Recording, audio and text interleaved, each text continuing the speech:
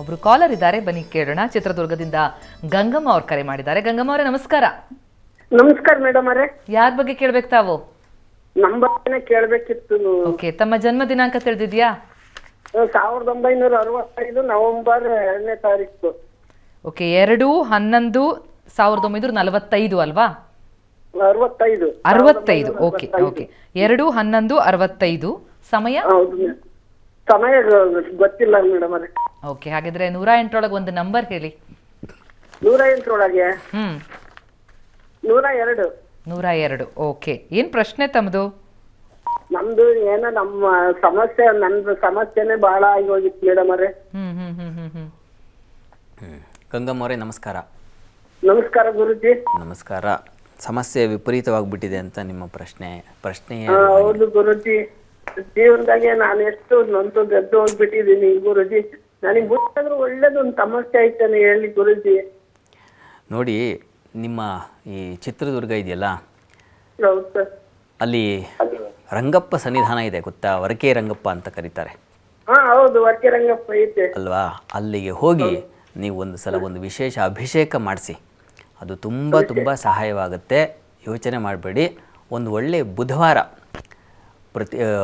ಬುಧವಾರ ಹೀಗೆ ಸಾಧ್ಯವಾದರೆ ಒಂದು 12 ಬುಧವಾರ ಮಾಡಬೇಕು ಅಂತಿದೆ ಸೇವೆ. 12 ವಾರ ಆತನಿಗೆ ಸಮರ್ಪಣೆ ಮಾಡಿದ್ರೆ ಬಹಳ ಒಳ್ಳೆಯದು ಅಂತ. ನಿಮ್ಮ ನೋಡ್ಕೊಳ್ಳಿ, ನಿಮ್ಮ ಶಕ್ತಿ ನೋಡಿಕೊಂಡು ಒಂದು ದಿವಸ ಹೋದರೂ ಸಾಕಾಗುತ್ತೆ, ಒಂದು ನಮಸ್ಕಾರ ಮಾಡಿದ್ರೂ ಸಾಕಾಗುತ್ತೆ.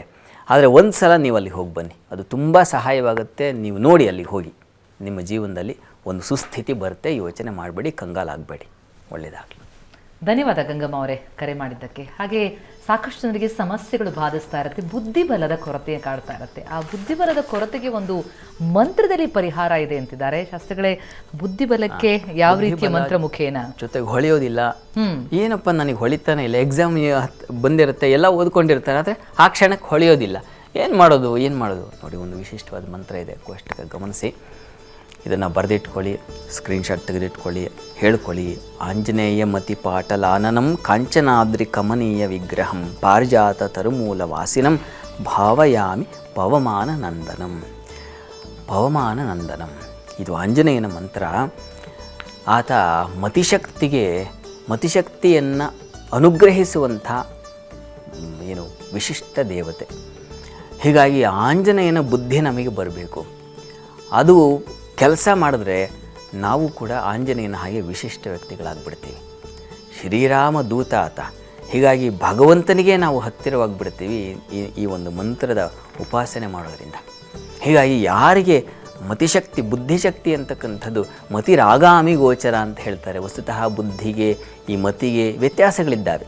ಬುದ್ಧಿ ತಾತ್ಕಾಲಿಕಿ ಜ್ಞೇಯ ಅಂತ, ಬುದ್ಧಿ ಆ ಕ್ಷಣಕ್ಕೆ ಹೊಳಿತಕ್ಕಂಥದ್ದು. ಆದರೆ ಮತಿ ಹಾಗಲ್ಲ, ಆಗಾಮಿ ಗೋಚರ.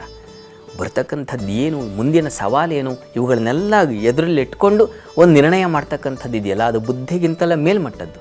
ಅಂಥದ್ದೊಂದು ಮತಿಶಕ್ತಿಯನ್ನು ಕೊಡ್ತಕ್ಕಂಥದ್ದು ಆಂಜನೇಯ. ಹೀಗಾಗಿ ಪ್ರಾರ್ಥನೆ ಮಾಡಿಕೊಂಡ್ರೆ ಬಹಳ ಒಳ್ಳೆಯದು.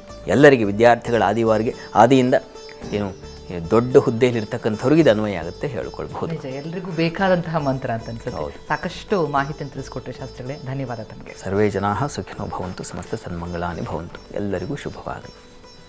ಇದು ಈ ವಾರ ಭವಿಷ್ಯದ ವಿಶೇಷ ಕಾರ್ಯಕ್ರಮ.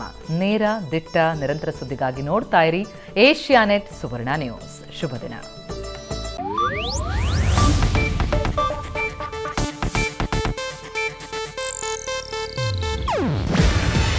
ಇದು ಏಷ್ಯಾನೆಟ್ ನ್ಯೂಸ್ ನೆಟ್ವರ್ಕ್ ಪ್ರಸ್ತುತಿ. ನೀವು ನೋಡ್ತಿದ್ದೀರಾ ಏಷ್ಯಾನೆಟ್ ಸುವರ್ಣ ನ್ಯೂಸ್.